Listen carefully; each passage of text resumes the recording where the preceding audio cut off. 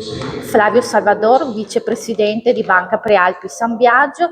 Lei oggi è venuto qui in questa iniziativa per portare i saluti della banca, ma anche per portare una sua testimonianza su quello che è il valore dell'apprendistato e il valore del lavoro in generale.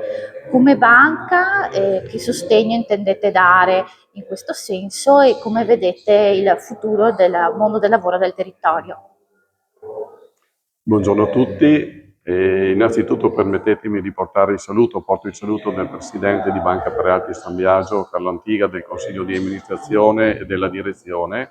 Oggi questo appuntamento dell'apprendistato duale che celebra il decennale della sua istituzione ci vede protagonisti come sostenitori di questo progetto. Perché sosteniamo questo progetto? Perché noi crediamo nel futuro dei giovani, crediamo che il futuro dei giovani si debba costruire anche attraverso quelle che sono le interazioni tra tessuto della scuola e tessuto sociale e tessuto economico.